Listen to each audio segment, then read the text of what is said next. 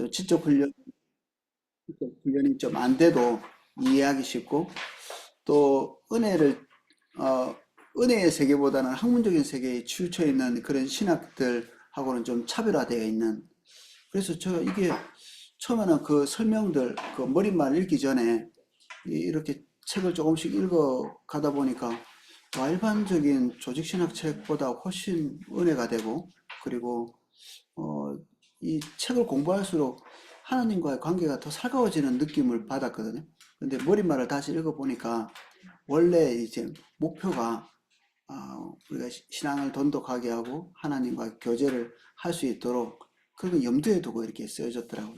그리고 이 웬구르됨을 알고 있는 주변의 성도들이 이제 먼저 공부하고 신학생들이 먼저 공부하고 토론도 깊이 하고 이렇게 하면서 혼자 뭐 책상 위에서 쓰여진 게 아니라 많은 검토를 통해서 이렇게 정리를 해서 또 이게 책으로 나오게 하기 위해서 이게 은혜 받은 사람들이 책으로 나오게 하기 위해서 기도도 많이 했더라고요. 과연 이런 과정을 통해서 이렇게 우리한테 주어져 가지고 다행이다 싶어요. 그래서 이런 게 있어 가지고 아마 기존의 조직신학이라고 이렇게 겁먹고 안 들어오신 분들은 좀 오해 때문에 조직신학이라고 하는 그 이름 때문에 겁먹고 안 들어오시는데 참 오해다. 기본적으로는 이 책이 그렇게 딱딱하고 이렇게 어, 그렇게 돼 있는 책은 아니다. 아마 이게 이번 과부터는 이제 그리스도에 대해서 좀 집중해서 보고 어, 목차를 보면 책이 좀 덜 무섭습니다. 26장에 그리스도의 위격, 우리가 그리스도의 위격 뭐 많이 들어서 알죠. 사람이시고 그리고 신이신 그리스도의 위격. 우리 성령도 성부도 계시는데 우리 그리스도인들에게 가장 어, 그리스도인들의 애정을 많이 가지고 있는 게 그리스도의 위격이시죠. 그 다음 속죄, 부활, 승천, 그리스도의 직분, 성령의 역사, 이렇게 이번 과를 공부하게 될 겁니다. 너무 서두르지 않고 가도록 하겠습니다. 그리스도에 대해서 우리가 알고 있는 것, 그게 조금 더 알고 되면 예수님과의 관계가 돈독해질까요? 보시면 이제 알겠죠. 26장 그리스도 위격, 성부, 성자, 성령, 삼위격 중에 그리스도가 가지고 계시는 독특한 위격들이 있습니다. 그리스도 하면 제일 중요한 게 완전한 하나님이시면서 동시에 완전한 인간이 되신다. 요게 정리될 때까지는 많은 분쟁들도 있었거든요. 하나님이시면서 인간이시기 때문에 도대체 어디가 더 중요하고 또 어떻게 그렇게 될 수 있는가 이런 것들 때문에 분쟁이 있기도 하고 논쟁이 있기도 하고 어떤 그룹에서는 이제 성령과 성부 하나님과 그 위격에서 조금 떨어지는 거 아니겠느냐 이렇게 해서 많은 논쟁을 하다가 어, 주류에서 이렇게 밀려나기도 하고 그런 역사들도 있습니다. 근데 우리가 지금 성령께서 지금 시대에는 잘 정리해서 우리가 그리스도에 대한 완전한 교리를 정리할 수 있도록 해주셨죠. 첫 26장 첫 번째 이제 장에 보면 예수 그리스도는 한 위격 안에서 완전한 하나님이시면서 동시에 완전한 인간이셨고 또한 영원히 그럴 것이다. 어느 정도 유지하다가 다시 하나님으로 돌아가시는 게 아니라 영원히 이제 사람이시고 영원히 하나님이신 모습으로 이번 주는 하나님이신 것들은 일단 이제 배제하고 그건 다음 주에 살펴보고 완전한 인간이신 예수 그리스도를 우리가 주목해서 좀 보는 시간 가지도록 하겠습니다. 예수님의 인성에 푹 빠지고 난 다음에 다음 주에 예수님의 신성에 푹 빠질 수 있도록 그래서 이게 도대체 어떻게 합일이 되는 거지? 그건 그 다음 시간에 고민해 보죠. 첫 번째, 그리스도의 인성. 사람은 어린 아이 때부터 수태에서부터 시작하죠. 그 가장 정상적으로 인간이다 이렇게 하면 엄마 아빠의 난자 정자로부터 시작해가지고 이게 조금씩 커서 10달이 지나면 태어나는 게 이게 정상적인 인간이죠. 우리 이제 신화 같은 데 보면 여기에서 조금이라도 좀 특별하게 이렇게 보이려고 애를 많이 쓰죠. 그 여자가 아이를 낳았는데 알을 낳았어. 그래가지고 그 우리나라의 건국신화에 들어가는 분들은 대부분 알에서 태어나신 분입니다. 예, 뭔가 특별하게 태어나야 되고 태어나고 외국에는 주로 이제 사람으로는 태어났다가 이제 태어나고 나서 이제 늑대의 젖을 먹고 이제 자라신다든지 이렇게 좀 세게 보이게 하려고 애를 많이 쓴 아니면 이제 하늘에서 신이 이렇게 내려와 가지고 동물하고 결혼을 해 가지고 이게 동물도 그냥 동물이 아니라 좀 센 동물하고 결혼을 해 가지고 이제 우리는 이렇게 강하고 신적인 존재하고 연합되어 있는 특별한 존재야. 자기들의 위상을 이제 높이기 위해서 정상적인 인간보다 조금 더 뭔가 특별하게 보이려고 애를 쓰는 그런 경향성이 있는데 예수님께서 이 땅에 오신 것은 완전한 인간이 되려고 하시는 목적이 있거든요. 완전한 인간이 되지 않으면 이룰 수 없는 일들이 있습니다. 그래서 차후에 이제 살펴보겠지만 그것을 위해서 첫 번째 되어야 되는 게 완전한 인간이고 그래서 그 과정을 위해서 반드시 사람의 몸에서 수정이 되고 그리고 출생이 되고 이렇게 되셔야 되는 거죠. 그래서 이 동정녀의 탄생 이것은 한 인간의 몸에서 발생되셔서 육신이 그리고 한 인간의 몸에서 태어날 때까지 이 10달 기간 동안에 모든 인간이 겪는 그런 과정을 딱 겪고 태어나신 거죠. 당연히 이제 우리가 동정녀 마리아에서 태어났다 뭐 이렇게 우리가 믿고 있기 때문에 성경에 보면 요셉아 내 아내 데려오기를 두려워 말라 저에게 잉태된 자는 성령으로 된 것이라 마태복음 기록인데 정혼한 상태에서 육신적으로 이렇게 합하기 전에 성령으로 잉태되고 임신이 되고 그리고 이렇게 태어나는 과정까지 하나님께서 주관하고 계십니다. 남편이 없는 상태에서 잉태된 거죠. 이 사건을 직접 당한 마리아에게 천사가 한 말을 한번 읽어보겠습니다. 성령이 내게 임하시고 지극히 높으신 이의 능력이 너를 덮으시리니 이러므로 나실 바 거룩한 자는 하나님의 아들이라 일컬으리라. 하나님의 능력이 임해서 남자의 어떤 그 생물학적인 방법이 아니라 성령의 은혜에 의해서 한 인간으로서 부족함 없이 조건을 갖추고 이렇게 발생하시고 태어나신 거죠. 하나님의 몸을 가지고 이렇게 오셨지만 그리고 인간의 몸을 동시에 입어야 되는 그 과정이 처음부터 빈틈이 없었다. 모든 인간과 동일하게 이렇게 과정을 겪었다. 이 동정녀 탄생이 어떤 면에서 중요한가? 왜 굳이 또 이렇게 해야 되는가? 첫 번째는 이 과정이 하나님께서 말씀하신 약속의 과정이기 때문에 그렇습니다. 이 창세기 3장 15절에 보면 여자의 후손에 대한 예언이 있거든요. 하나님께서 처음 약정하신 거죠. 구원자가 여자의 후손으로 올 거라 이렇게 예상하신 거죠. 인간의 몸에서 오는 어떤 존재, 또 다른 대표자가 구원자가 될 것이라는 약속이죠. 창세기. 인간이 타락하자마자 하나님께서 그렇게 계획하신 겁니다. 하나님께서 계획하신 대로 딱 그렇게 와야 되기 때문에 동정녀 탄생이 중요하죠. 하늘에서 이렇게 내려오거나 아니면 아래서 태어나거나 이렇게 안 하신 겁니다.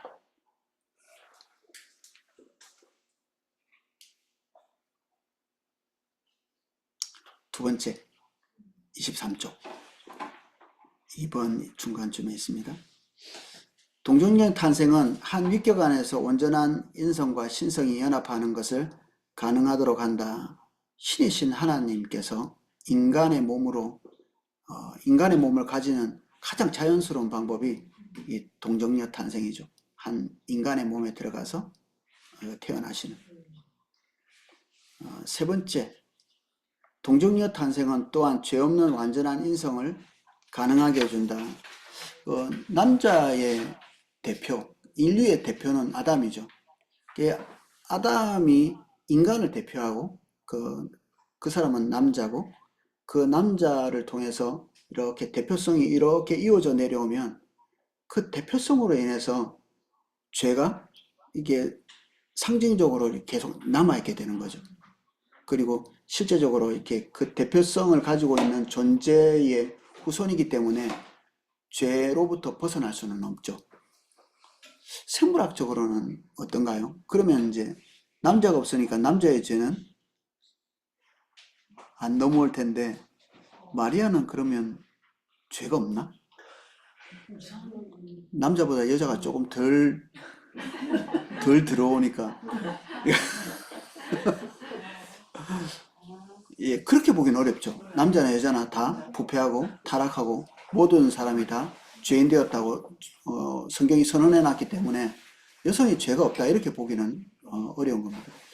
예, 하나님의 성령께서 잉태할 때 죄의 영향을 받지 않도록 은혜를 덮었겠죠. 무죄에 대해서 성경이 증명하고 있기 때문에 우리는 그렇게 믿을 수밖에 없는데 왜 하필 이제 동정녀로부터 탄생했느냐? 이것은 굉장히 중요한 문제죠. 아담이 대표자고 그 아담의 계보를 통해서 그 아담의 후손이 되면 곤란하게 되는 겁니다.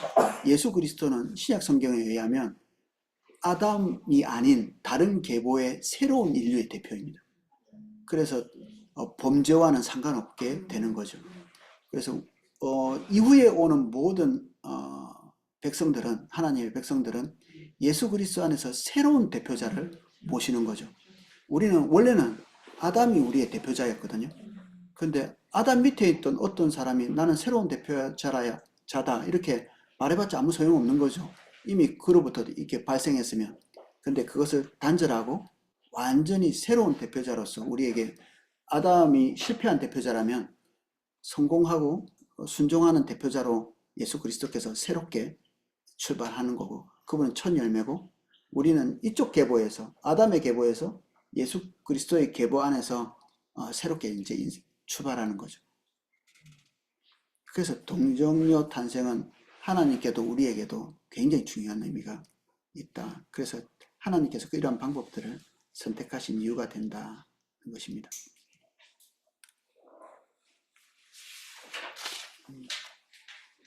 카톨릭에서는 아마 마리아는 죄로부터 오염되는 것을 스스로 차단했다 이렇게 믿고 싶은 모양입니다. 그래서 그렇게 가르치고 또 어떻게 해서든지 이제 기독교에서 마리아를 깎아내리고 싶고 그리고 이제 카톨릭에서는 될 수 있으면 이제 마리아를 높이고 싶고 그래가지고 거기는 하나님의 어머니로 이게 이미 이렇게 그 논쟁이 있죠. 하나님의 어머니로 선언해 버렸습니다. 우리는 육신의 어머니죠. 그 성모라는 말 자체가 하나님의 어머니라는 말을 거기 담고 있거든요. 그래서 이것 때문에 이제 중대한 교리적인 갈림이 있는 겁니다. 이 가톨릭하고 우리 사이에 하나님의 어머니 이제 우리는 인정할 수 없는 부분이고, 근데 육신을 마리아를 통해서 이렇게 받았지만 그 하나님의 어머니는 아니고 인간의 어머니인 거죠. 그리고 인간도 죄된 본성에서는 이게 금을 긋고 태어나셨기 때문에 완전히 마리아의 영향력 아래 있다 뭐 이렇게 보기는 어렵다는 것입니다. 가톨릭하고 우리하고 다른 관점입니다.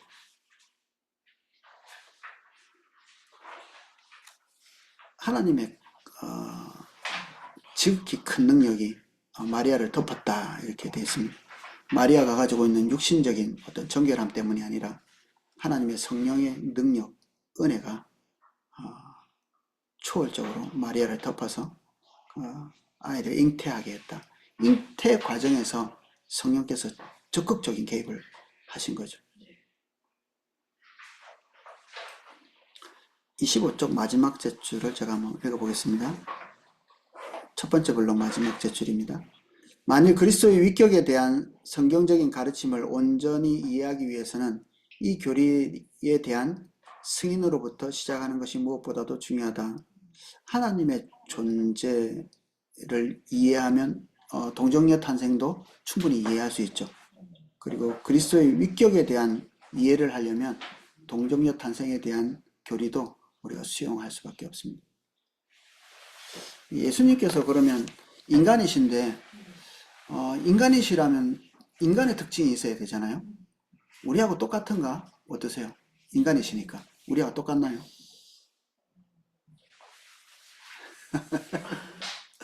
그러면 너무 보잘것없는데 우리는 많이 망가져 있는 상태 아닌가요? 완전하다고 보기는 어렵죠. 아담은 완전한 존재였죠. 처음 타락하기 전에는 하나님께서 인간의 몸을 입고 이 땅에 오셔서 그 몸으로 이렇게 인간의 몸으로 오셨지만 그것은 죄의 영향 가운데 있는 몸은 아니죠. 완전한 상태의 인간, 그 처음 범죄하기 전에 아담의 그 위상, 그 위상도 우리는 저번 권에서 이렇게 살펴본 것처럼 적지 않고 어마어마하죠. 인간이 가지고 있는 위상이 하나님의 형상을 대변하는 존재, 하나님의 특성을 대변하는 존재, 하나님이 지으신 피조세계를 통치하고 그 피조세계의 하나님의 뜻을 완벽히 통찰할 수 있는 존재였죠. 우리가 감히 어떻게 추측해 볼 수 없을 정도의 어떤 존재였죠. 인간이. 어마어마한 능력. 중간에 오신 분들은 그 감흥을 제가 그런 분들을 위해서 유튜브를 남겨놨습니다.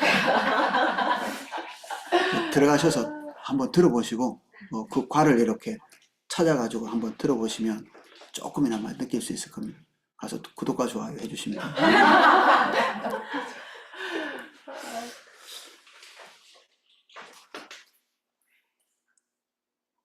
모든 아기들처럼 그렇게 태어나셨다. 그리고 아기처럼 태어났다. 그것은 성장이 필요하다는 얘기잖아요. 성장. 아기는 결핍이 있죠. 결핍이 있다는 것은 뭔가 문제가 있는 건가요? 결핍이 있다는 것이 죄는 아니죠. 어린아이가 미련하다 이렇게 돼 있죠. 성경의 한 부분에서는. 이게 미련한 것과 어린아이의 특성이 이렇게 얽혀 있어요. 주로 미련한 게 어떻게 떨어져 나가나요? 두 개 맞으면서. 성경은 채찍으로 때리라고 이렇게 돼 있는데 이 미련한 것 자체가 벗겨지려면 이제 외부적인 자극이 필요한 거죠. 안 돼, 안 돼. 하면서 두들겨 맞기도 하고 이렇게 하면서 미련한 게 이렇게 떨어져 나가고. 근데 예수님은 완전한 인간이셨지만 유약하고 그리고 약한 존재로서 시작해서 이게 지혜가 그 마음이 육체가 이렇게 성장해 나가는 과정을 거치셨습니다. 인간이셨기 때문에. 그러니까 유약하다는 것이 범죄하는 것과는 다른 거죠. 결핍이 범죄는 또 아닙니다. 이게 약간 헷갈릴 수 있거든요. 배고픈 게 죄는 아니죠. 배고파서 훔쳐 먹으면 죄가 되는 거죠. 결핍이 죄라면 예수님이 40일 금식한 게 어마어마한 큰 죄죠. 줄이고 힘들었는데 그게 죄는 아니니까. 그렇게 해서 죄를 지을 수는 있죠. 항상 우리는 결핍이 문제는 아닙니다. 우리는 사랑을 갈구하고 이게 뭔가 필요가 있죠. 명예가 필요한 거예요, 우리에게?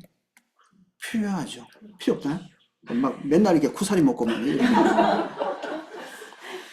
명예가 필요하죠. 우리가 원래 하나님의 그 위상을 대변하는 존재로 있었던 존재잖아요. 우리가 쉬운 존재는 아닙니다. 원래 모든 피조 세계가 인간을 바라볼 때 하나님이 이렇게 느낄 정도로 인간을 볼 때마다 누구 생각이 나요? 하나님 생각이 나는 거예요. 하나님의 형상대로 지음받은 게 아무도 없고 인간만 그렇기 때문에 모든 피조 세계가 인간을 바라볼 때마다 경외를 느끼고 신을 느끼고 그리고 인간의 말을 듣는 이유가 뭐예요? 결정하는 것마다 하나님과 동일했기 때문에 너무 놀라운 존재죠. 그래서 인간의 말을 몇 프로 들었나요? 100%. 100%. 왜? 인간의 말을 들으면 하나님의 말을 듣는 거랑 마찬가지니까. 개도 닭도 말도 고래도 심지어 땅도. 그러니까 엉겅퀴를 내지 않고 필요한 야채를 내는 거죠. 그 이후에 타락하게 된 다음부터는 그가 결정하고 생각하는 것들이 하나님과 벌어지기 시작하죠. 그러니까 인간의 말을 들을 때 누가 생각이 안 나요? 하나님이 생각이 안 나고 하나님이 결정한 것과 이 뭐야 좀 다른데 이렇게 생각이 나는 거죠. 그래서 저는 이게 뭔가를 결정할 때 하나님과 같은 노선에서 생각하고 싶은데 아닌 경우가 있잖아요. 그럴 때 좀 땀납니다. 하나님하고 다른 결정을 했네? 어디쯤에 있는 거지 내가? 이렇게 고민하는 거죠. 하나님하고 나하고 생각이 다르면 뭔가를 결정할 때마다 갈등이 생기죠.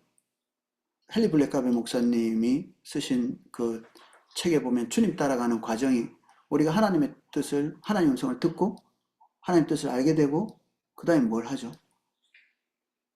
갈등을. 갈등. 그 갈등은 왜 일어날까요? 하나님 뜻대로 별로 안 하고 싶은 우리가 별로 안 하고 싶어. 근데 갈등하면서 이 우리의 뜻을 내리고 하나님의 뜻을 따라갈 때 하나님의 것을 경험하게 되고 이런 사이클이 계속 반복, 한 번으로 안 돼요. 계속 평생을 두고 반복하면서 하나님이 누구신지를 알고 이제 우리의 결정이 서서히 누구와 비슷해져요? 하나님과 비슷해져요. 이걸 성화라고 하죠. 점점 비슷해져가는. 완전히 다른 결정밖에 할 수 없었던 육신적인 인간에서 비슷한 결정을 해가는 아담처럼 회복해 나가는 거죠. 인간은 생각보다는 어마어마한 존재입니다. 어마어마한 존재. 우리가 많이 까먹어가지고 지금 잘 모르지만 그래서 저 같은 경우는 하나님과 다른 결정을 할 때마다 어, 뒤로 조금 물러나고 아이들이 얼마 전에 내가 어떤 결정을 했는데 싫어하더라고요. 그래서 제가 뒤로 물러나 그래 이제 제 결정은 다를 수가 있잖아요. 하나님 결정과 다를 수가 있잖아요. 그래서 그냥 풀어놓습니다. 그래서 이제 지켜봅니다. 앞으로 한 몇 달이 지나면 결과를 알겠죠. 누구의 의견이 더 올바랐는지 알게 되겠죠. 그래서 우리는 하나님의 결정과 항상 똑같은 결정을 할 수 없게 돼버렸습니다. 어릴 때부터 조금씩 성장해서 하나님과 근접한 결정을 할 수 있는 대로 이렇게 자라나면 좋은데 처음부터는 그렇게 안 되죠. 예수님도 어떤 모든 결정들을 그리고 모든 판단들을 그리고 모든 책임들을 다 감당할 수 없을 연약한 존재로서 있었죠. 육신적으로나 마음이나 정신적으로. 조금 마음이 불편하신가요?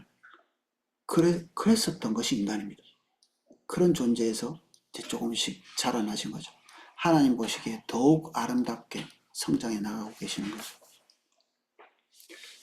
그래서 표현을 아기가 자라며 강하여지고 지혜가 충족하며 하나님의 은혜가 그 위에 있더라. 하나님께서 기대하시는 방향을 따라서 성장해 나가시는 겁니다. 이렇게 갈 수도 있고 때로는 성장을 못할 수도 있고 더딜 수도 있는데 하나님의 은혜를 따라 성장을 잘 하신 것입니다. 하나님의 은혜를 따라. 그래서 우리 아이들에게 필요한 것은 은혜죠. 좋은 부모, 좋은 교육도 물론 필요하죠. 근데 은혜 없이는 그 과정이 올바로 갈 수는 없는 것 같습니다. 교육을 제대로 못 받았는데 은혜가 희한하게도 사람을 올바른 방향으로 인도할 수도 있거든요. 묘하게도. 그런 사람이 있습니다.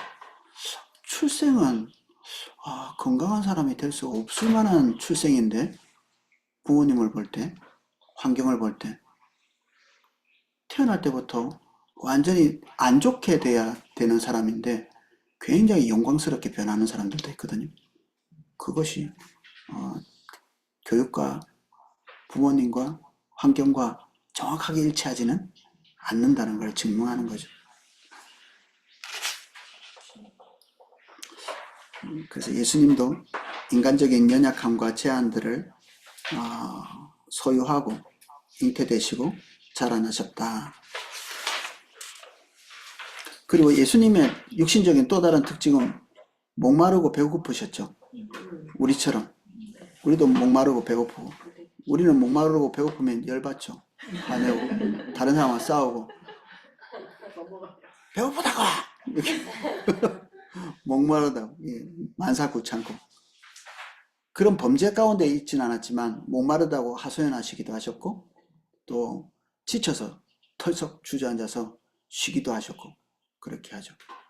그리고 아예 뭐 주무셔서 못 일어나시기도 하고 그러셨습니다. 지치고 쓰러지는 게 죄는 아닌데 연약함이죠. 그런 몸을 가지고 계셨다. 한계를 가지고 있는 존재. 인간이 위대하긴 했지만 인간이 하나님은 아니니까 결핍이 있는 존재였다. 그래서 예수님이 40일 금식하고 난 다음에 시험에는 이기셨는데 육신적으로는 약하셔서 버티지 못하시고 초월적인 도움이 필요하셨죠. 거기에서 예수님의 육신을 돌봐주는 천사들의 도움이 있었습니다. 이것은 우리 천사들의 도움을 받고 기력을 회복한 사람 또 있죠. 엘리야죠. 와가지고 영적으로 세게 뭔가를 부어준 게 아니라 떡 주고 물 줘서 회복시키죠. 육신이 타진한 거죠. 뭐 하루를 달려갔다 그랬죠. 초월적인 능력으로 하루를 광야를 달려갔다 볼 수도 있는데 육신적으로는 또 세하는 거죠. 영적으로 굉장한 경험을 하는 사람들이 있거든요. 다니엘 같은 경우에 하나님의 영광스러운 계시를 받고 나서 3일 동안 육신이 그걸 감당 못하고 쓰러져 있었거든요.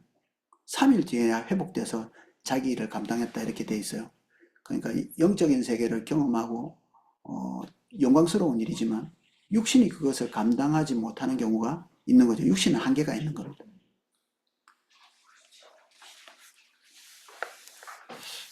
근데 모세는 어떻게 40일 동안 안 먹고 링게를 맞은 것 같아요. 하나님으로부터 완벽한 것들을 계속 어떻게 수혈을 받았는데 내려와서 그래서 화를 냈나? 그렇진 않죠. 완벽하게 이렇게 받은 거죠. 이렇게. 얼굴에 광채가 날 만큼 하나님으로부터 완벽하게 40일 동안 받은. 그리고 예수님께서는 십자가에 못 박히기 전에 엄청나게 구타를 당하셨죠. 그러면서 중간에 십자가를 채 지고 가지 못하고 쓰러지셨죠. 십자가를 지고 끝까지 보통은 올라가는데 너무 많이 구타를 당하셔서 인간이셨기 때문에 그 구타를 극복하고 올라가지 못하신 거예요. 인간은 한계가 있는 겁니다. 꾀병을 부리시지는 않으신 거죠. 그리고 굳이 고통을 피하지도 않으셨죠. 그런데 인간의 몸은 어느 정도의 구타를 이길 수 없는 겁니다. 이길 수 없어요. 그걸 뭐 초월적으로 이길 수 없는. 옛날에 누구는 전도를 이렇게 하는데 예수님이 악인이라는 거예요. 왜 악인인데 이렇게 했더니 십자가에서 소리 지르는 걸 영화에서 봤대. 소리 지르면 악인입니까? 이렇게. 이제 자기는 이제 그런 생각을 가지는 거예요. 이제 뭔가 이렇게 세가지고 고통을 잘 견디면 이게 굉장히 의로운 사람처럼 옛날 영화를 많이 봐서 그런가 막 이순신장 뭐 이런 거 뭐 인두로 막 가슴을 찢는데도 이렇게 말 안 한다 뭐 이게 의인으로 이제 머릿속에 우리는 의가 뭔지에 대한 생각도 벌써 이상한 데서 이렇게 머릿속에다가 정보를 넣은 거예요. 그래서 의로운 사람이라는 이 개념도 틀립니다. 뭐가 의로운 사람인가? 유능한 사람, 우리는 유능한 게 어떤 건가요? 일처리 빠리빠리하게 하고 일처리, 그리고 다른 사람 불편하게 안 하고 뭐 술렁술렁 처리 잘하고. 근데 어떤 국가에서는 거짓말을 잘해서 잘 둘러대고 이런 게 유능한 겁니다. 이 개념이 우리랑 다르죠. 유능함.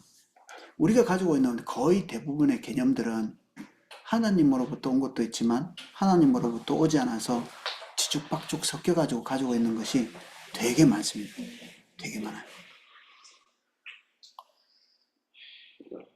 그 우리가 철학적인 부분들을 이렇게 이제 이렇게 저렇게 살펴보는 시간도 잠깐 가졌었는데 그 뭐 실존주의, 자연주의, 그리고 허무주의, 뭐 이런 것들, 유실론 이런 것들을 이제 배웠지만 그 누구도 그 하나를 일관되게 가지고 있는 사람이 없어요. 뒤죽박죽인 거예요. 적당할 때 이거 썼다가 적당할 때 이거 썼 이게 우리가 그런 것들 전문 용어로 개똥철학이라고 하는데 이 개똥으로 이렇게 돼 있는 거지. 이렇게 엉망진창이에요. 내가 도대체 그때그때 필요하고 내 기분에 따라서 맞는 거를 가져다가 이렇게 한 덩어리로 만들어 놨거든요.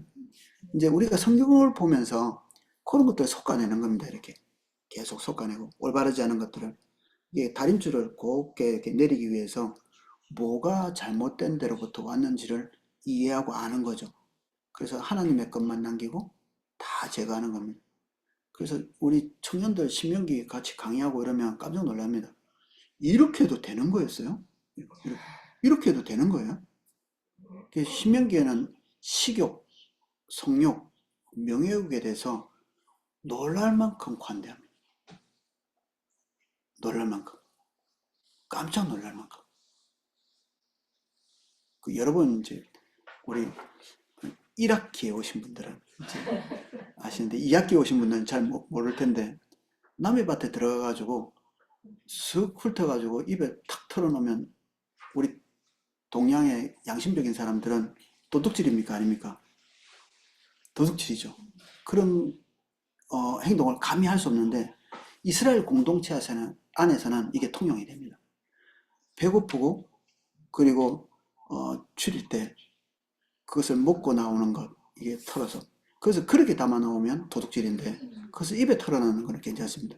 포도밭에 들어가서도 마찬가지입니다. 노동하러 들어갔는데 냄새가 하나 먹고 싶어. 그러면 하나 먹고 나오는 거 통용되는 되는 거죠. 그래서 그 청년들한테 항상 그렇게 교육을 시키거든요. 너희가 앞으로 성공해가지고 그 세븐일레븐 사장님이 되거든. 꼭 이렇게 그 하나쯤 삼각김밥 하나 먹는 거 정도는 봐주고 이렇게 해라. 근데 보통 그렇게 하거든요. 그 날짜 지난 거. 우리 딸도 뭐 어디 커피숍에 가가지고 이렇게 커피숍인데 거기서 종류에 상관없이 하나 항상 제일 비싼 걸 먹더만요. 종류에 상관없이 하나는 먹을 수 있도록 이게 사람이 가지고 있는 식욕에 대한 관용이죠. 하나님께서 하나님이 우리에게 식욕을 주신 거잖아요. 그래서 배고프다 그러면 그것을 채우기 위해서 움직이는 것에 대해서 되게 관대하죠. 그래서 우리는 지나치게 높은 도덕성을 가지고 있을 가능성이 많습니다. 지나치게. 심지어 하나 더 충격적인 거는 이스라엘 백성에게 스스로 죽은 고기는 먹지 말라고 해놨어요. 팔면 됩니까? 안 됩니까? 막 헷갈리죠. 내가 뭐 먹는 걸 팔아? 팔는데. 팔면 됩니다. 성경에는 팔면 된다. 나는 안 먹는데. 애매하네.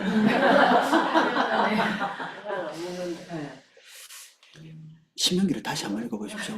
헷갈리는 거예요. 우리가 가지고 있는 높은 도덕성에 비해서 하나님께서 기록해 놓고 계시는 신명기의 말씀은 굉장히 관용적이고 관대하고 우리 자본주의에서 가지고 온 도덕성, 유교에서 가지고 온 도덕성 이것들이 짬뽕이 돼가지고 또 어떤 사람들은 사회주의에서 가지고 온 도덕성도 있습니다. 여기저기서 혼합해서 그런 것들을 가만히 쳐다보면 성경하고 비스무리한 것도 있고 완전히 대치되는 것도 있거든요. 그래서 사람들은 그럽니다. 요게 더 성경과 근사치에 있지 않나 이렇게 얘기합니다. 사회주의를 신봉하는 사람도 우리가 성경에 더 부합해 이렇게 얘기하고요.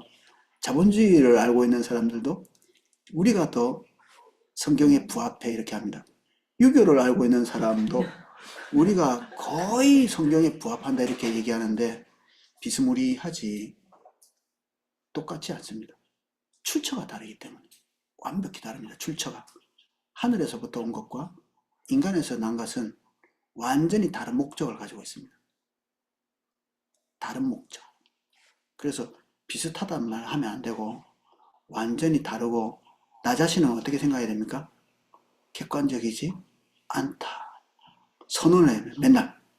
맨날 아침에 일어나면 나는 객관적이지 않다 이렇게 하십시오. 나는 어딘가에 영향을 받아가지고 약간 기울어진 상태로 산다 이렇게. 아침부터 저녁까지 이런 상태로 사는 거예요 우리가. 주님께서 우리에게 길을 알려주시지 않으면 그건 어디로부터 와요? 깊이 생각하면 됩니까? 성경이 우리는 짜내면 뭐가 나온다고 죄가 나온다고 이렇게 깊이 생각하면 좋은 게 딱 나와야 되는데 다 깊이 생각하는 사람들끼리 저렇게 싸우고 있습니다. 저기 엄청 깊이 생각하는 사람들이 저 지고 보고 싸우고 난리예요. 지금. 교회 싸움은 어떤 사람들이 합니까? 주로 생각이 깊은 사람들끼리. 그럼 어떤 게 올바릅니까? 계시만 올바릅니다. 하나님이 우리에게 직접 알려주셔야 됩니다. 와, 어렵네. 어렵습니다. 기본적으로 자기를 의심하는 것부터 시작해야 합니다. 우리 믿음을, 자기를 신뢰하는 걸 믿음이라고 생각하는데, 아니요. 그거 아무 상관없습니다. 우리를 의심해야 불안해합니다. 불안해야 주님께 목이 마릅니다. 안 불안해요. 내가 웬만하면 올바로 생각하고 성경을 왜 봐? 대략 내하고 비슷하겠지 내 생각하고. 내가 교회 다닌 게 몇 년인데 성경에 나오는 거 뭐 간혹 틀린 거 있어도 대충은 다 맞아 이렇게 그런 생각이 들거든요. 읽어보시면 완벽히 틀린 걸 나하고 하나님하고 완벽히 틀린 거를 날마다 깨닫게 됩니다. 그래서 성경을 읽을수록 감사하고 달고 그렇지만 한면에서는 저 같은 경우에는 불안합니다. 또 어디가 또 망가져 있는지 알 수가 없어. 제가 예배 드릴 때 기도해야 할 때 여러분들 죄가 많이 생각나시죠? 그 말은 뭘 뜻하는지 아세요? 예배 드리기 전에는 기도의 시간 전에는 잘못됐는데 알았다 몰랐다? 몰랐다. 잘못된 상태였는데 모른 거예요. 기도회 직전에 죄 지은 게 아닙니다. 예배 드리기 직전에 죄 지은 게 아닙니다. 이미 충분히 죄 지으시다가 그때 딱 하신 겁니다. 그때. 하나님이 우리를 죄가 충만한데도 불구하고 다 안 다루십니다. 그 한꺼번에 다 다루면 우리 죽습니다. 암덩어리 있다고 함부로 떼내는 게 아닙니다. 어떤 사람은 칼을 함부로 댈 수 없는 경우가 있습니다. 할아버지들은, 할머니들은 함부로 이렇게 수술 잘 안 해주거든요. 수술하다 죽어요. 우리가 그 모양입니다. 너무 큰, 우린 존재 자체가 죄로 딱 물들어 있어가지고 수술 자체가 불가한 그런 존재죠. 우리는 어떻게 해야 중생할 수 있나요? 대수술을 해야 되나요? 대수술이 필요합니까? 그럼 어떤 수술이 필요합니까? 조금 수술이 필요합니까? 그게 계속 이렇게 이어지는. 죽었다가 살아나야 되는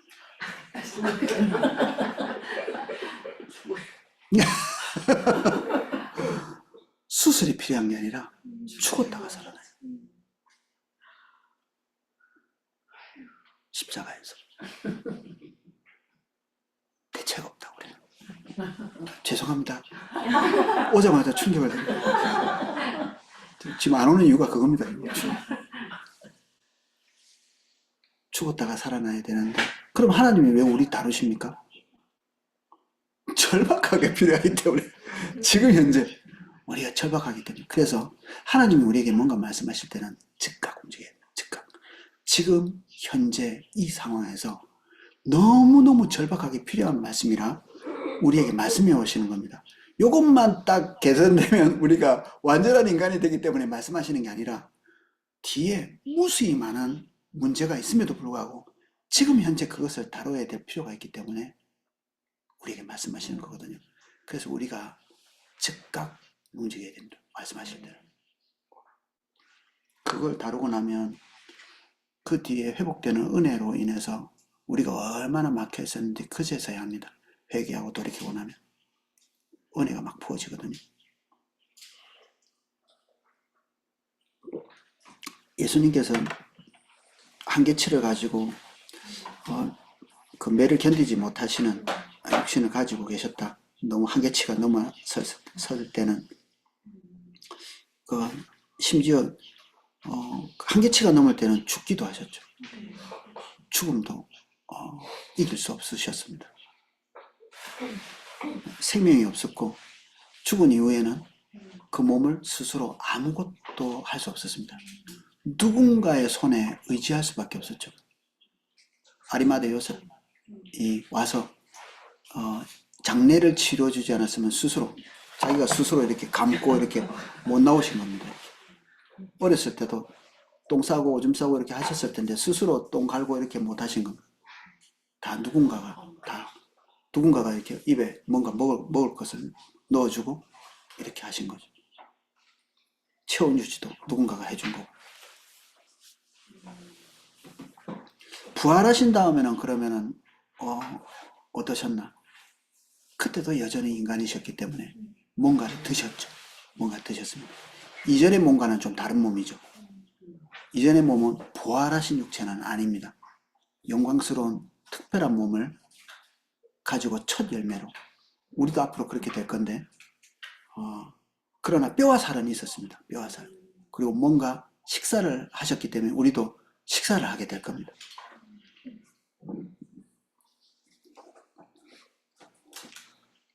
뼈와 살이 있었으니까 피도 계셨겠네요.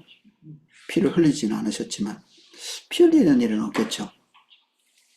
부활하고 난 다음에는 피는 있겠지.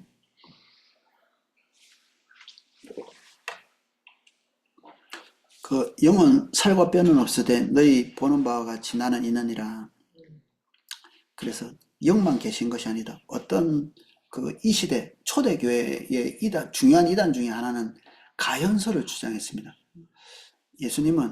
하나님은 성자께서는 육체로 오신 일이 없다. 그럼 30년 동안 이렇게 활동하신 거는 뭔데?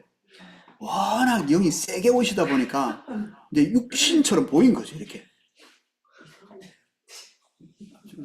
영험해 보이나요? 그런 걸 주장하는 사람이 있었습니다. 이제 기본적으로 영은 깨끗하고 정결하고 고상하고 육체는 더럽다고 생각했기 때문에 어떻게 신이 육신으로 올 수 있냐 이렇게 생각하는 사람들은 그렇게밖에 생각을 할 수 없는 겁니다. 그렇게 생각하는 게 고대 사회의 대부분의 사람이었기 때문에 그렇게밖에는 생각할 수 없는 거죠. 기독교 안에서도 그 영향을 받겠죠. 우리도 대부분의 사람들이 진화론을 믿고 있기 때문에 기독교 안에서도 약간 영향을 받겠죠. 그래서 하나님이 진화에 관여하시지 않았나? 이런 생각을 해볼 수 있는 겁니다. 대세가 그러니까. 지구에 있는 대부분의 사람들이 이게 과학적이라고 생각하고 인간은 진화되어서 창조된 존재다 이렇게 했기 때문에 하나님이 진화를 이렇게 일으키셔가지고 이렇게 인간을 만드셨나? 이렇게 하는 사람들이 있다고 우리가 전 학기에서 배웠습니다. 그런 사람이 있다고. 올바르지는 않지만 있기는 있다는 거죠. 그 시대가 전부 영은 깨끗하고 육신은 더럽다고 생각하는 것이 전 지구적인 가치였기 때문에 교회 안에서도 그런 생각을 하고 있는 사람들이 있는 거죠. 그래서 가연설 같은 이단적인 생각들이 나오는 것입니다. 한 가지 생각이 사람들을 지배하면 웬만해선 그것을 떨치고 나오기가 쉽지는 않은 것 같아요. 안 쉽습니다.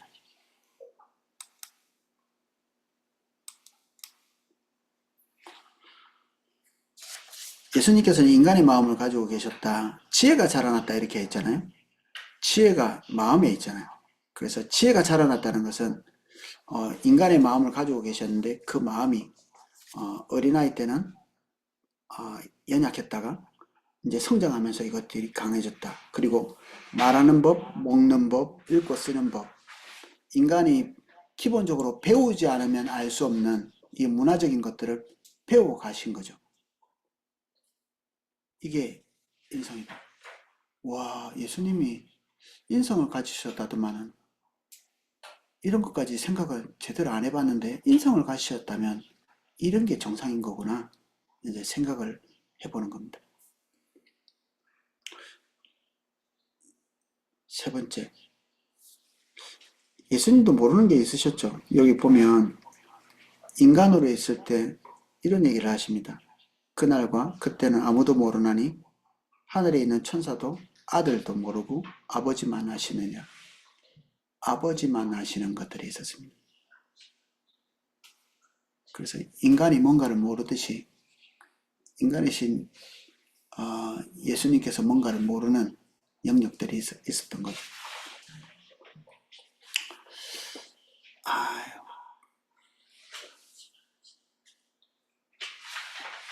마음속에 올라오는 의문들은 다음 시간에 풀도록 하겠습니다. 뭔가 마음속에 좀 찜찜한데 이런 생각이 있을 것 같은데 다음 시간에 한번 풀어보도록 하겠습니다. 예수님께서는 인간의 영혼과 감정을 가지고 계셨다. 예수님은 신의 영이시지 인간의 영인가? 완전한 인간이라면 예수님이 가지고 계시는 영이 인간의 영이어야 되죠. 완전한 인간이시라면. 영만은 아닌가요? 완전한 인간이셨기 때문에 완전한 인간이기 때문에 완전한 영 그리고 완전한 육. 저번 시간에 우리가 나눴는데 우리는 영육혼 3분서를 우리가 추구하지는 않거든요. 영과 혼을 이렇게 같이 묶어서 봅니다.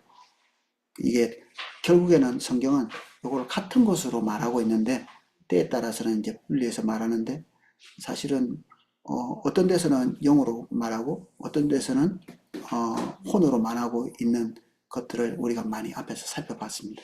이것도 유튜브에 올려놨으니 참조하시면 되겠습니다.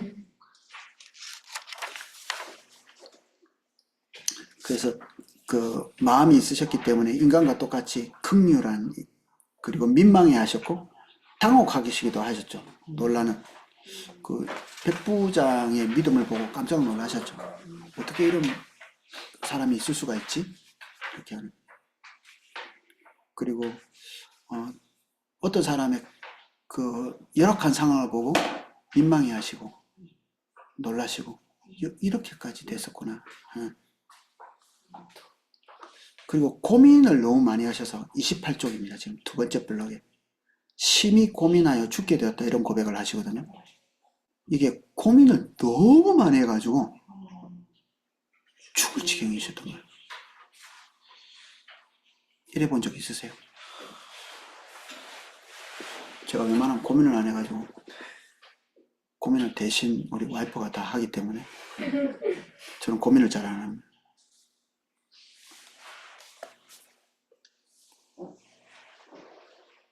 세 번째 블록 놀라셨고 슬피 우셨고 감정에 휩싸이신 경험들이 있으십니다. 아까 말했듯이 백부장의 믿음에 놀랐고 나사로의 죽음 앞에서 슬피 우셨죠. 굉장히 이것도 친했던 것 같아요. 예수님이 이 사사롭게 이런 관계를 맺으셨네. 누구하고 친한 거. 저는 그러면 안 되는 줄 알고 엄정히 삶을 다스린 적이 있었거든. 누구하고도 안 친하려고. 자식들하고도 똑같이 1, 2, 3번 똑같이. 근데 이상하게 누구한테 좀 기울어져요. 자꾸만 이렇게. 나하고 기질적으로 비슷한 놈하고 좀 기울어지고 나하고 비슷한 실수를 자꾸 하는 놈이 싫어. 자꾸만. 그래서 우리 딸도 그렇대. 우리 딸이 어느 날 아빠는 저 MBTI 기질이 뭐야 물어보더라고요. 영에 복박쳐서 피같이 땀이 흐르도록 기도하신 것. 고통하셨던 거죠.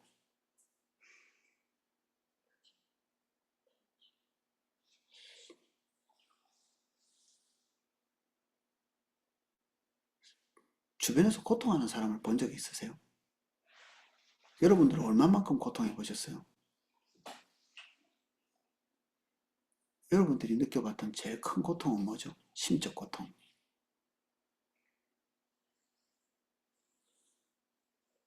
돈 걱정 같은 거? 조금? 요번에 비행기 사고 난 사람들 굉장히 힘들겠어요. 인생의 제일 즐거운 시간이야 라고 생각했을 텐데 갑자기 찾아오고 이러면 죽었어요. 우리 20대 때. 그때 되게 놀랐습니다. 왜 그런 일이 있었을까? 그래서 저기 비행기 사고로 죽은 사람들이 다 저주받은 사람들이 아닙니다. 그렇게 이해하시면 큰일 납니다. 그렇게 말하는 사람들은 그 사람이 받았을 수도 있습니다. 예. 그 신란 망대가 무너져서 죽은 사람들이 있거든요. 예수님의 평가가 뭐였죠? 다른 사람보다 더 죄 지은 사람들이 아니라는 얘기예요. 그 로마 총독이 이스라엘 사람들을 몇초 죽여가지고 그 피를 성전에다 뿌려버렸거든요. 그러면 성전에 뿌려진 그 사람들은 저주받은 사람이에요? 예수님의 평가는 아니라는 거예요. 아닙니다. 그러니까 교회 안에서 우리가 함부로 그런 일이 있을 때 그런 평가를 함부로 발설하고 이러면 안 됩니다. 큰일 납니다. 하나님하고 전혀 상관없는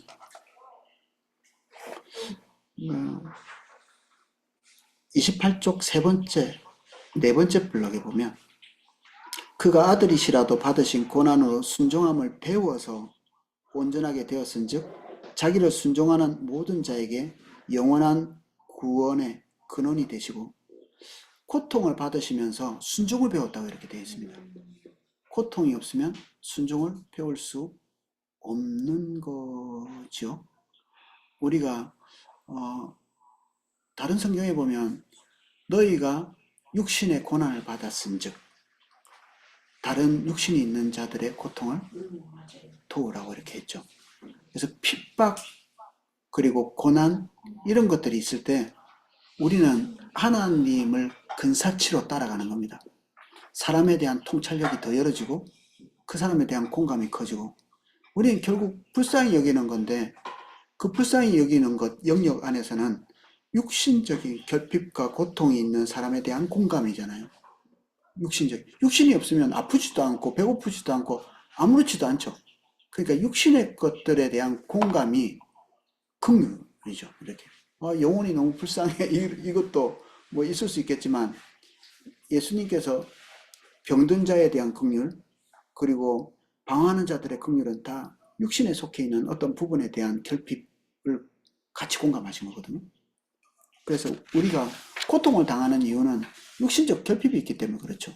배고프거나 아니면 뭐 구타를 당하거나 명예가 실추되거나 우리에게 다 필요한 것들이죠. 안정, 그리고 보호, 그리고 배부름, 목마름에서 해방될 수 있는 거 이런 거 다 필요한 건데 이게 없을 때 우리가 고통당하는 건데 이제 그 고통이 우리에게 오는 것은 결핍이 있다는 얘기인데 그 결핍의 순간에 우리는 다른 사람에 대한 긍휼의 자세를 배우는 겁니다. 예수님도 그렇게 고통을 회피해서는 배울 수 없는데 고통을 맞닥뜨리시면서 예수님께서 그것을 배워 가신 거예요. 순종하시면서 십자가를 순종하시고 그리고 고통스러운 과정들을 순종하시면서 배워 가신 겁니다. 그래서 그런 어려운 과정들을 점점 넘어가면서 우리는 좀 더 큰 순종으로 갈 수 있는 사람이 됩니다. 처음에는 큰 순종을 맡을 수 없는 사람이죠, 우리가. 조금씩 성장해 나갑니다. 조금씩. 제가 건축을 했다고 이제 집을 지으면서 저는 그 옛날에 이상 목사님이 그 북한에 한번 가가지고 이제 고문을 당하는데 그 냉동 창고에다 집어넣은 거예요. 그럼 너무 추워. 그 유리로 이렇게 만들어 놔가지고 그 밖에서 메롱 이렇게 하고 일부러 그래서 나가면 죽여버려야지 마음속에 나가면 막 총이 있으면 팍 쏴 죽이고 싶어요. 근데 하나님께서 그 목사님에게 가르쳐 주신 것들은 북한 사람들에 대한 긍휼, 자비, 용서 이런 것들을 계속 다루어 가십니다. 이게 하나님의 일을 한다. 그러면 제일 중요한 게 뭐냐면 이 일을 잘하는 빠리빠리한 사람이 필요한 게 아니고 하나님과 공감의 능력이 필요합니다. 공감. 하나님과 어느 정도 공감할 수 있는가. 이게 그 사람의 능력. 그 선지자들을 보십시오. 정보 전달을 하면 되잖아요, 이렇게. 너그 큰일 났어. 이제 너 죄 지은 건데 하나님 다 알고 계시고 이제 조금만 기다려봐. 너희들 다 뒤졌어. 이렇게. 선지자가 그런 태도를 가진 사람이 아무도 없습니다. 왜냐하면 하나님이 가지고 있는 상실의 크기를 계속 맛보게 하세요. 배신감, 호세아를 보십시오. 사랑하는 사람이 갑자기 죽는 에스겔을 보십시오. 굶주림, 직접 경험한 에스겔. 앞으로 닥쳐올 그 재난에 대해서 미리 보면서 계속 눈물의 선지자예요. 그러니까 계속 울고 자기들의 운명이 어떻게 될 건가 미리 보고 있는, 그리고 하나님의 마음을 알고 있는, 그거보다 더 극심한 하나님의 진노와 분노를 알고 있는 에스겔. 정신이 이상하게 될 만큼 그렇게 되는 거죠. 자기 부인이 죽었는데 울지 말라고 하잖아요. 슬퍼하지도 말고. 그럼 조금 비정상적인 거 아니에요? 비정상적이 될 만큼 그런 것을 공감하도록 하나님도 지금 비정상적이신 겁니다. 이제 완전히 그냥 이스라엘에게 분노하셔서 그냥 폭포수같이 진노가 이렇게 타오르는 이런 상황이, 그걸 공감해내야 전달을 할 수 있는 겁니다. 이렇게 기도 사역을 하면 생각이 완전히 바뀝니다. 어떤 성도님을 향해서 아무 생각이 없다가 기도 사역을 하면 하나님께서 그 성도님을 얼마나 사랑하시고 긍휼히 여기시고 기대가 얼마나 크신지 기도 사역자의 마음속에 이렇게 가르쳐 주시거든요. 그러니까 기도 사역자가 되는 건 되게 유익한 일입니다. 정보 전달을 다 하고 영험하게 보이는 게 좋은 게 아니고 하나님께서 그 사람에 대해서 어떤 마음을 가지고 계신지에 대해서 이렇게 타고 흘러가면서 배우는 거거든요. 그러면서 자세와 태도가 달라집니다. 그 한 사람 한 사람에 대해서. 정보 전달은 아무나 할 수 있습니다.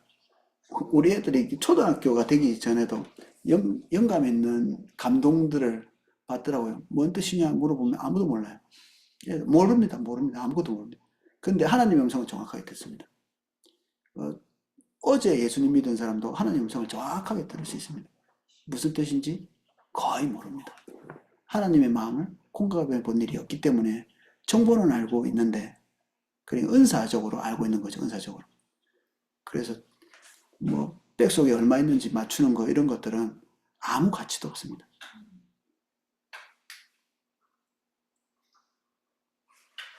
따라 네 백속에 100만 원 있는 거 헌금하라고 하신다. 이런 게 아무 가치가 없는 겁니다. 아무 가치가 없는 거. 마귀도 할 수 있는 거. 긍휼과 사랑은 마귀는 못 품습니다. 가능하지 않습니다. 마귀는 철저히 악의만 있습니다. 그래서 성령과 악령을 구분하는 중요한 방법이 아버지의 마음이 있는가 없는가. 얼마나 정확한가. 정확도로 나누시면 큰일 나십니다. 정확한 거 좋아하시는 분들 저기 계시다. 기업에도 계시고 그분들이 다 이게 점쳐가지고 이렇게 사람들 뽑고 이렇게 해요. 기업에서도 그렇고 그 LG가 주로 가시는 분들이 그 영험한 그 분들이 있고요. 그리고 이게 삼성이 가시는 분들이 영험한 분들이 따로 있고, 이게 계파가 이렇게 나눠져 있어요. 우리나라에 그 영험하신 분이 100만 명이 됩니다. 많죠. 야, 그걸 누가 다 먹여 살릴까요? 네. 우리는 그게 되지도 못합니다. 그러니까 위아래 상관없이 우리가 다 지금 그 상태입니다. 우리가. 심지어 교회도 조금 창피해지죠.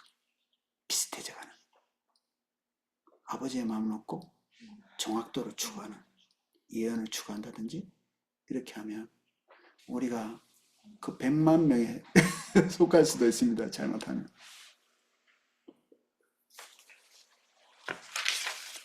우리가 비슷해져 가서 좀 슬프죠. 뭐 불교계하고 비슷합니다. 어떤 절의 스님이 훌륭하셔? 이렇게 묻기보다는 불교도인들도 어떤 스님이 잘 맞추셔? 이렇게 돼가고, 우리도 어떤 목사님이 잘 맞추셔? 그렇게 되면 이제 우리는 가장 천박한 대로 같이 떨어지고 가는 거죠. 우리가 전체적으로 그런 분위기이기 때문에 우리도 그렇게 될 확률이 많습니다. 극히 주의해야 되죠.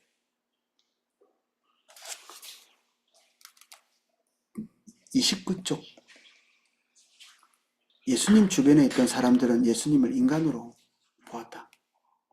좀 충격적이지. 예. 우리는 그 교회 다니면서 다른 사람에게 조금이라도 영적으로 보이려고 애를 많이 쓰거든요.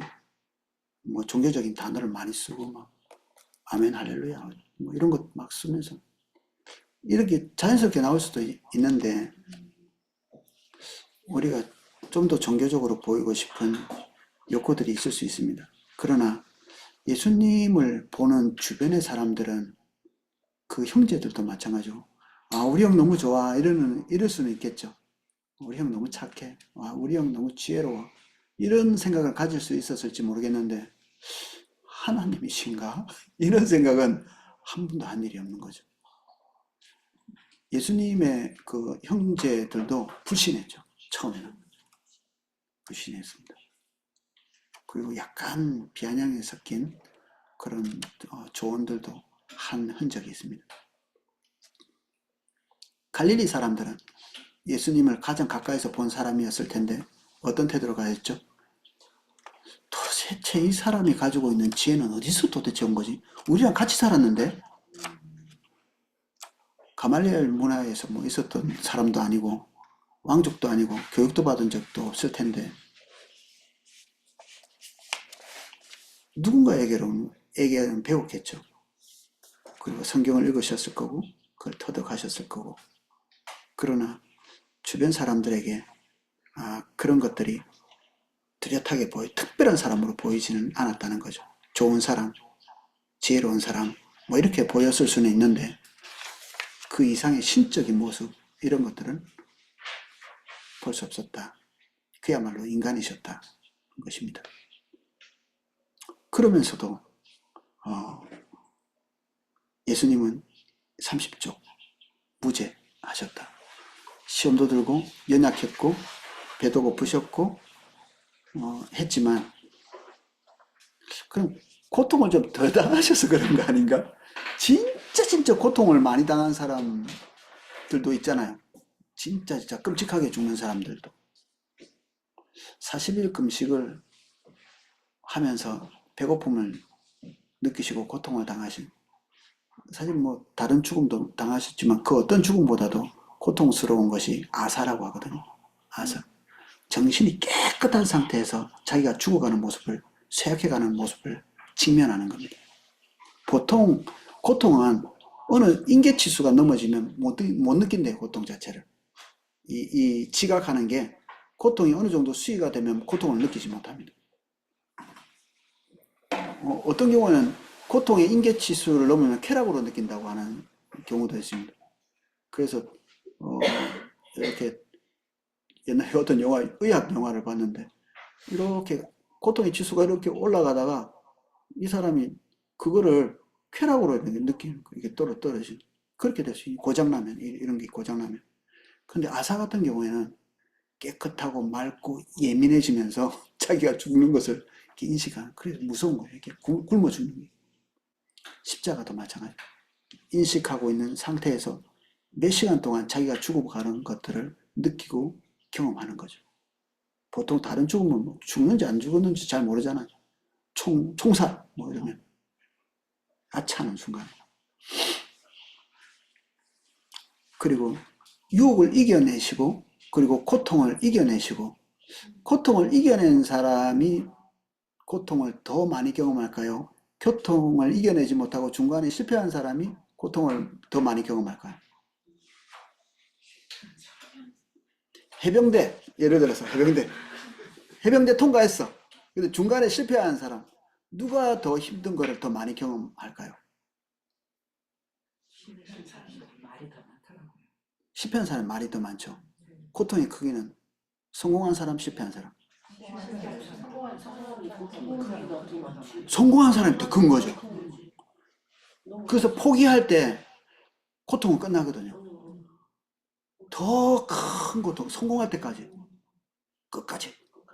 고통을 중간에 이기지 못하고 그냥 공부 포기한 사람, 이런 사람은 떨어지면 실패한 사람들이죠.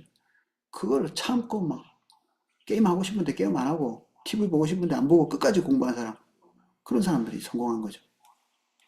우리 그 성도님 중에 교수님이 계신데 한이 맺혀 있어요. 아버지가 TV를 안 보여줘. 공부하라고. 그래가지고 박사님 되셨어요. 그래서 자기는 아들에게 고통을 안겨주지 말아야죠. 공부를 하되 TV를 마음껏 보도록. TV 많이 보시고. 근데 공부를 못 하시네. 그, 너는 왜 아버지가 너에게 자유를 주고 이렇게 했는데 왜 공부를 못 하냐? 그 부인이 와가지고. 당신은 아버지가 공부하라고 TV도 안 보여주고 그렇게 채찍질을 했으니까 교수가 된 거고, 당신 아들은 당신이 이렇게 다 풀어줘가지고 공부를 못해 자연스러운 거라고 이렇게 얘기한 거죠. 뭐 자식도 훌륭하게 됐어요. 공부를 못했을 뿐. 이게 다른 길로 또 하나님 인도하셨지만 그 고통을 참고 인내하는 그 과정을 뭐 본인이 그냥 억지로 겪었든지 간에 그 고통을 넘어갔기 때문에 성공을 한 거죠. 고통을 더 많이 겪은 겁니다. 성공한 사람들은. 예수님이 40일 동안에 시험을 이겼다는 것은 시험을 이기지 못한 그 모든 사람들보다 더 큰 고통을 느끼신 거죠. 순종을 중간에 못한 사람보다는 끝까지 순종해서 죽음에 이르기까지 순종하신 분이 고통을 가장 많이 겪은 거죠. 예수님이 그 어떤 존재보다도 순종을 다 하셨기 때문에 고통을 크게 경험하신 것이죠. 그래서 예수님의 고통의 수준이 조금 약해가지고 시험을 잘 이기셨다, 이런 생각은 제 오해입니다. 오해입니다. 예수님이 약해 보이십니까? 예, 아닙니다. 순종이 좀 약한 느낌이 드나요? 불순종이 세 보이는, 예, 순종이 더 센 겁니다.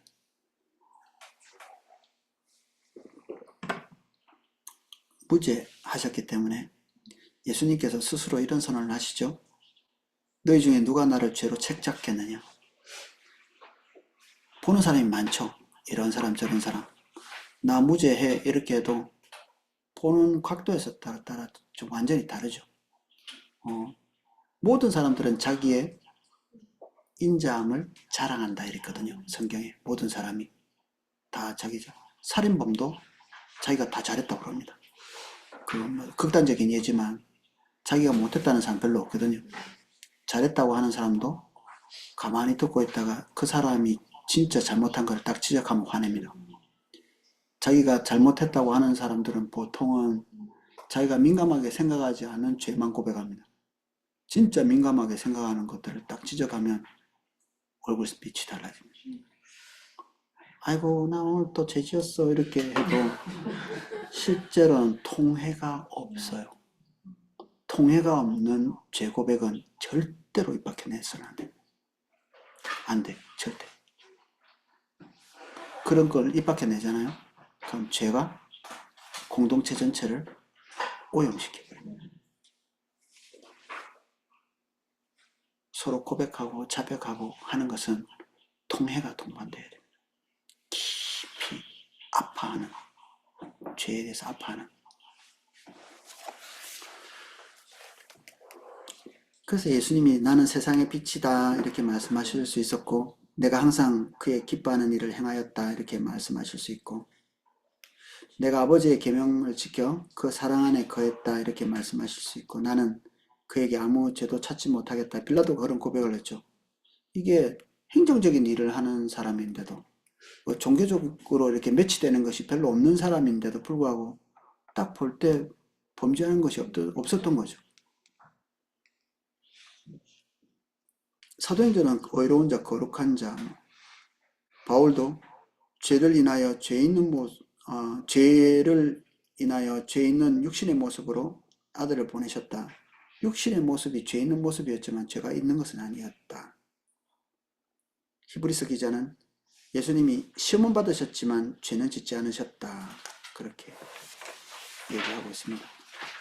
32쪽의 두 번째 줄에 거룩하고 악이 없고 더러움이 없고 죄인에게서 떠나 계시고 하늘보다 높이 되신, 그래서 그 모든 시험과 유혹들을 다 이기셔서 결핍이 있음에도 불구하고 죄짓지 아니하시는 분이셨다는 것입니다. 흠없고 점없는 어린 양, 무수히 많습니다. 신약 성경의 주요 부분들이 예수님의 무죄성에 대해서 굉장히 많이 강조하고 있습니다. 약하셨고 인간이셨으나 죄를 짓지 않으셨다. 그러고 보면 아담하고 대비가 많이 되죠. 모든 것이 완벽히 갖추어졌던 아담은 범죄했는데 우리 할아버지는 왜 그러셨을까요? 극한의 결핍을 경험하신 예수님께서는 순종을 하셨습니다. 생존이 불투명한 상황에서 순종하신 예수님, 그리고 죽음에 이르기까지 순종하신 예수님, 아담과 전혀 다른 길을 가셨습니다.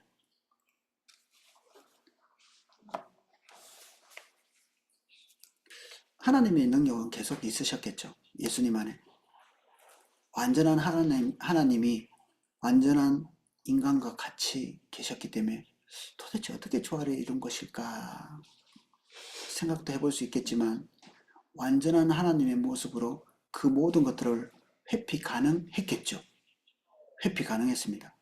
돌로 떡을 만들면 배고픔을 회피할 수 있었고, 성전 그까지 뛰어넘는 건 우주를 지은 분이 그게 무슨 일이라고 할 수 있었겠죠. 그러나 그렇게 하지 않으셨습니다. 신적 능력을 사용하지 않으셨죠. 인간의 모습을 고스란히 그대로 유지하고 지키셨습니다. 그리고 그것을 해야만 되는 하나님의 뜻에 순종하신 것입니다. 한 사람으로서의 그 위치, 한 인간으로서의 위치를 지키신 겁니다. 감사하죠.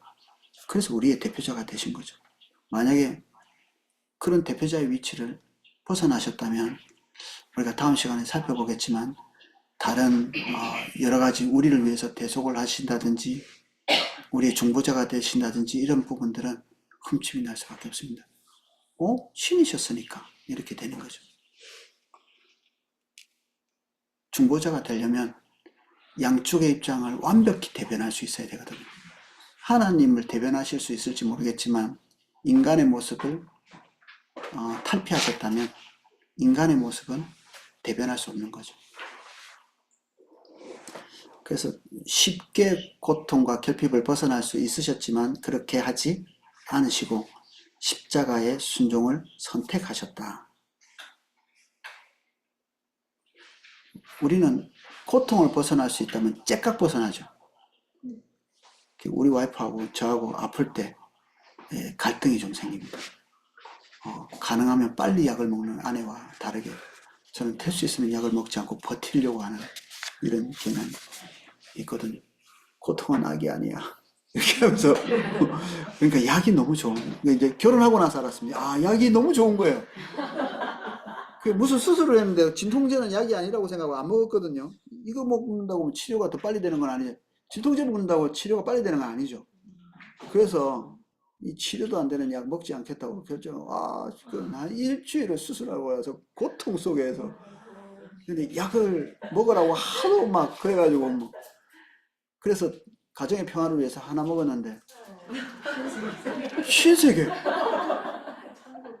어떻게 안 아플 수가 있지? 어제까지 아팠는데 약을 먹는 순간 안 아픈. 이게 웬 하나님의 능력에 준하는 그런 능력이, 기도에도 아프던 그 고통이 약을 먹는 순간 제가 그런 성향이 좀 있습니다.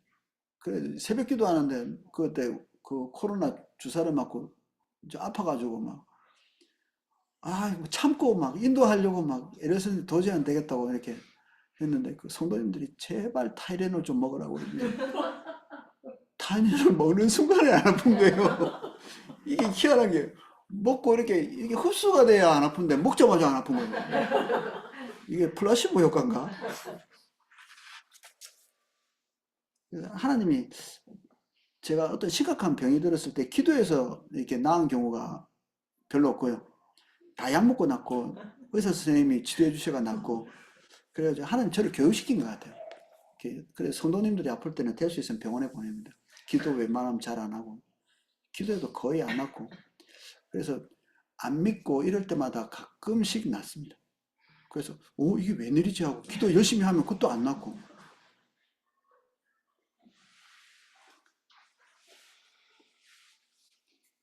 그래서 될 수 있으면 고통을 피하는 우리의 성향과 다르게 예수님은 그 고통이 절대적으로 거쳐가야 되는 과정에 계셨기 때문에 굳이 안 피한 거죠. 우리는 피할 수 있으면 피하십시오. 피할 수 있으면. 고난도 또는 박해도 피하라고 했어요. 당당히 맞서라고 했어요. 당당히 맞서는 건 언제 맞서야 됩니까? 피할 수 없을 때. 피할 수 없을 때. 피할 수 있을 때는 피하는 거죠. 이 마을 저 마을, 이 마을에서 박해하면 저 마을로 가고 저 마을로 가면 너희들 도망 열심히 다닐 곳은 항상 있다. 그 도망 다 갈 데가 없으면 주님 오실 거라 이랬거든요. 가만히 생각해 보면 피할 때가 있습니다. 우리 신사참배 때문에 고통을 많이 겪으셨죠. 우리 안희숙 여사의 죽으면 죽으리라 그게 보면 산속에 다 들어가 있어요. 성도들이 이제 신사참배도 하기 싫고 그리고 또 고난받는 것도 싫고 그러니까 산속에 들어가 가지고 거기서 그냥 망구편하다 거기가 고통스럽고 힘든 것이 있지만 거기서 살고 그래서 가서 산속에 들어가서 할렐루야 그러면 아멘 아멘 아멘 아멘 아멘 아멘 이렇게 메아리가 치는 그런 일들이 있었다고 거기 적혀 있었어요. 그렇게 특별한 분들은 뭐 손양호 목사님 같이 또는 어떤 분들에게는 주기철 목사님 같이 그런 길을 가야 되는 경우도 있죠. 왜 하필 목사였을까? 예, 저는 도망가야지. 예, 피할 수 있으면 피한다. 그 하나님의 은혜가 우리를 견뎌 나가게 하실 겁니다. 하나님의 은혜가 우리의 의지력보다는 우리가 하기로 결정하고 은혜를 구하는 거죠. 예수님 믿자마자 저는 고신축교회에 있어가지고 순교에 대해서 너무 많이 들어가지고 이제 예수님 감 믿었는데 순교 그래서 고민이 많았습니다. 나한테 그런 일이 오지 않는다. 하나님의 은혜가 그를 견뎌나게 한다. 요번에 우리 그 성도님이 만드신 그 영화에 보니까 그 장면이 딱 제 눈에는 이렇게 크게 보였습니다. 내가 이렇게 고통당하는 게 내 힘으로 하는지 아시오? 이걸 견뎌내는 게 내 힘인 줄 아시오? 고문하는 사람이 그런 질문을 하거든요. 네가 이렇게 고통당하고 고문하는데 하나님이 계셔? 이렇게 물어보는데 딱 그 대답을 딱 하시거든요. 저에게는 너무 정답처럼 오더라고. 하나님이 특별한 은혜를 베풀고 계시는구나, 이분에게. 걱정 마십시오. 하나님 은혜 주십니다.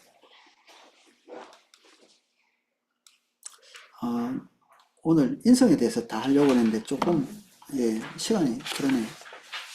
처음부터 너무 달리면 여러분들이 고통스러워 하실 수도 있고 그래서 조금 더 하겠습니다.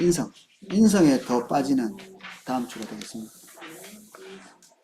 혹시 질문할 거나 납득이 좀 안 된다 그렇게 생각하시는 거 있으면 질문 한번 해보시겠어요? 우리 인터넷으로 함께 하시는 분들도 질문하셔도 됩니다. 시간이 조금 있습니다. 지금 가봤자 줄만 서지.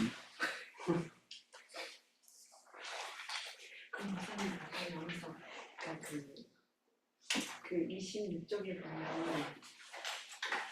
나는 만져보라 영과 사람은 뼈가 없을 때 나는 너희 보는 사람 같이 나는 있느니라 그러셨거든요. 네.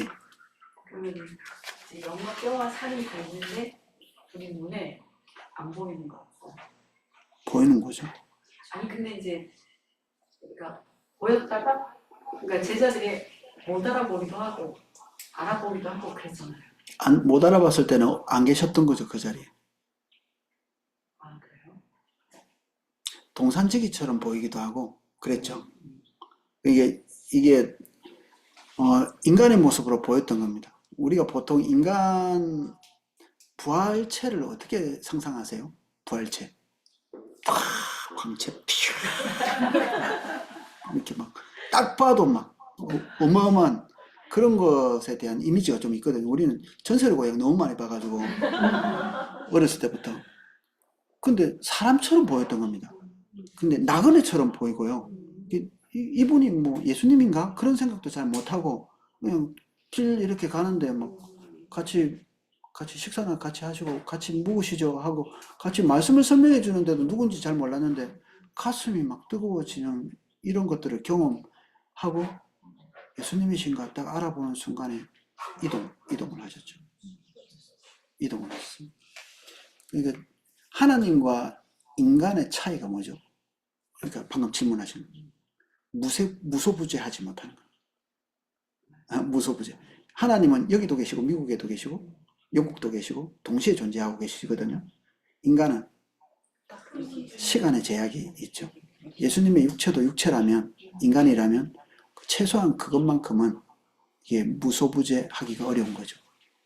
그래서 한 장소에 계시면 한 장소에 못 계시는 거죠.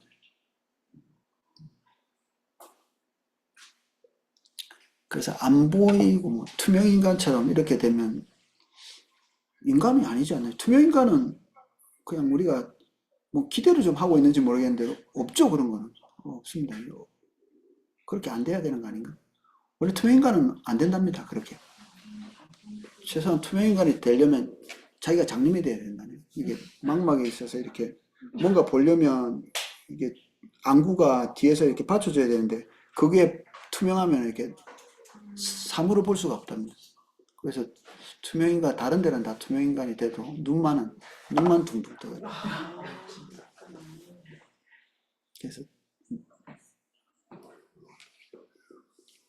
육신을 가지고 계셨기 때문에 눈에 보이셨다. 육신이 있는 데는 이제 뭐 병을 통과하시거나 그런. 예, 아무래도 아담이 가지고 있는 뭔가 예수님께서 부활하신 그 육체는 조금 달랐던 것 같습니다. 그래서 공간을 초월해서 지나갈 수 있는 그런 거죠. 사실 물리학적으로 볼 때, 물리학적 설명을 할 때, 에너지 레벨이 높은 것이 에너지 레벨이 낮은 곳을 관통해서 지나갈 수 있습니다. 예, 그래서 엑스레이 같은 것들이 살은 그냥 뚫고 지나가거든요. 뼈는 뚫고 지나가지 못합니다. 이렇게 슥 지나가 버리죠. 그래서 사진이 찍히는 거거든요. 뭐 자기장 같은 거 이용하는 것들이 있죠.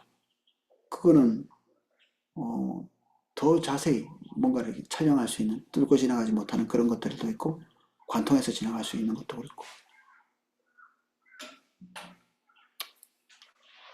사실은 이런 것에 대한 질문을 많이 안 하시는 이유는 저번 학기에 이런 것에 대해서 너무 깊고 그리고 또 심오하게 다뤘기 때문에 이제 어느 정도 납득을 하고 계시기 때문에 꼭 유튜브를 찾아서 보시고 예, 구독과 좋아요를 하시고 가시면 되겠습니다. 근데 아까 통해가 없는 죄인밖에 내서는 안 된다고 말씀하셨는데 좀 더 좀 말씀해 주시면 안 될까요?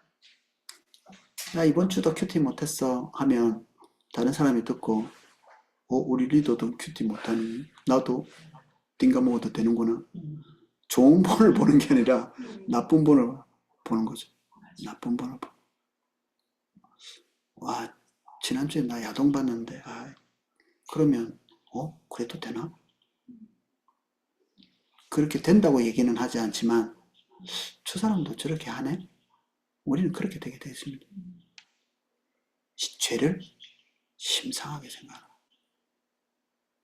그래서 아나니아와 삽비라 같은 이런 사건들은 엄청나게 중요한 사건입니다. 왜냐하면 한 교회가 하나님께서 원하시는 거룩함을 유지하기 위해서 어떤 사람이 그 거룩한 교회 안에서 어떤 범죄를 딱 가지고 들어오잖아요. 이게 심상하게 여기는 거죠. 하나님께서 그것을 단절시키죠. 공동체 전체를 위해서. 죽었다고 지옥 가는 것은 아닙니다. 이 사람이 지옥 갔는지 그런 얘기는 우리는 함부로 말하면 안 됩니다.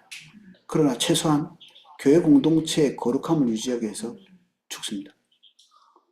우리 하나님의 교회가 거룩할수록 이런 것들이 더 예민하게 나타납니다. 공동체 전체가 뭐 다 누추하고 더러워. 다 사기꾼만 모여서. 근데 이런 일은 절대 안 일어납니다.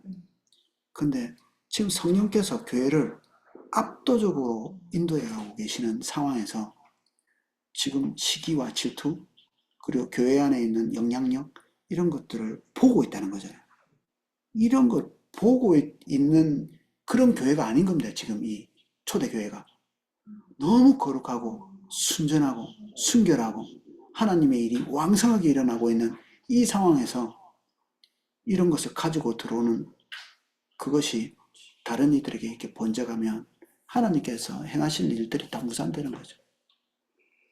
그래서 우리는 교회가 다른 그 지체들이 범죄하지 않도록 보호하는 것도 필요합니다. 영적인 이기심을 가진 사람들은 자기만 톡 털어버리고 끝나는 그 이기적인 거죠. 자기가 그렇게 톡 털어놓고 나면 다른 사람이 그것 때문에 오염되고 이렇게 하는데, 옛날에 그 DTS 때 옛날 간증했는데, 당신에게 음란한 마음 품었습니다. 어떤 청년이 가서 어떤 자매한테 음란한 마음 품었습니다. 그 얼마 가지 않아서 둘이 음란한 범죄 지었습니다. 그러니까 그런 것들은 입 밖에 발설하면 안 됩니다. 진짜 죄에 대한 심각한 그 고통을 느끼고 이것을 해결해야 되겠다고 이렇게 생각이 들고, 공동체 안에서 이런 것들을 이렇게 깨어진 마음으로 이렇게 해결받기를 원할 때, 특별히 다른 사람과 연관되어 있을 때, 발설하는 것 자체로서 자기에게 중대한 어떤 불이익이 생길 가능성이 많아도 그런 것들을 하는 거죠. 명예의 실추, 재산상의 손상, 이런 것들. 우리 평양 정대교회에 있었던 그 회계도 그 뭐 장로가 그 자기 친구가 가져가야 될 재산을 다 자기가 먹었다잖아요. 그걸 회개한 거잖아. 그러면 회개했으면 어떻게 해야 돼요? 다 캐내야지. 먹은 거다. 양심선언이, 이런 게 양심선언이, 그건 너무 양심이 가벼워, 이게 아닙니다. 무거운 책임을 지는 겁니다. 이렇게 양심선언은. 양심의 고백을 했기 때문에 자기 재산을 다 그냥 몰수해서 가져가야 되고 수치를 당해야 되고, 그럼에도 불구하고 죄가 더 크기 때문에, 죄의 심각성이 더 크기 때문에 말하는 겁니다. 제가 죄 지었다고 발설하면 다윗이 어떻게 되겠습니까? 하나님 사랑하는 줄 알았더만은 저 죄를 짓고 앉아 있었네. 일부의 사람만 우리아를 일부러 죽였대. 일부의 사람만 알고 있었겠죠. 잘 넘어간다 싶었겠죠. 고백하고 통회하면 어떻게 됩니까? 온 국민이 다 하는 거예요. 위신, 왕으로서. 왕이 위신 먹고 사는 거지 뭐. 없는 겁니다. 아버지가 자식들 앞에서 재고백한다. 그러면 체면 다 떨어지는 거죠. 그래도 해야 될 때가 있으면 하는 거죠. 그래서 재고백은 신중하게 내 안에 그 죄에 대한 심각함을 통회하고 있을 때 그때 하는 거죠. 그래서 오이코스 리더님들이, 우리 지체들이 범죄한 부분에 대해서 자주 이렇게 가볍게 입에 올리는 것들을 별로 이렇게 권장 안 하셔야 됩니다.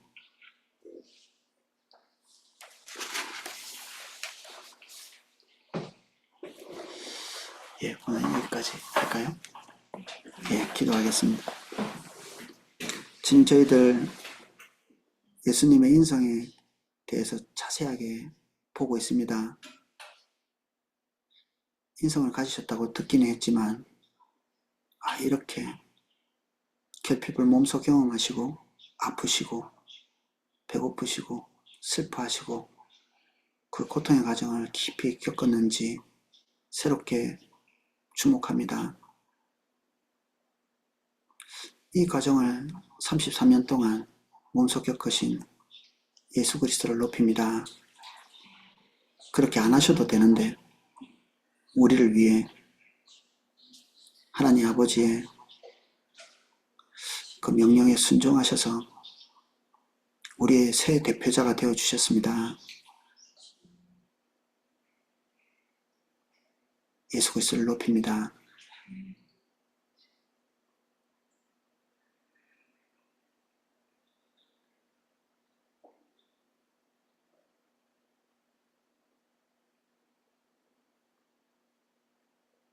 예수님에 대한 깊은 사랑을 저에게 더 기름 부어 주십시오.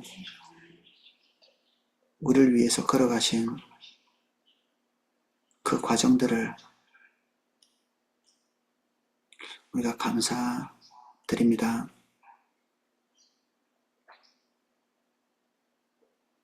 예수님 이름으로 기도합니다. 아멘.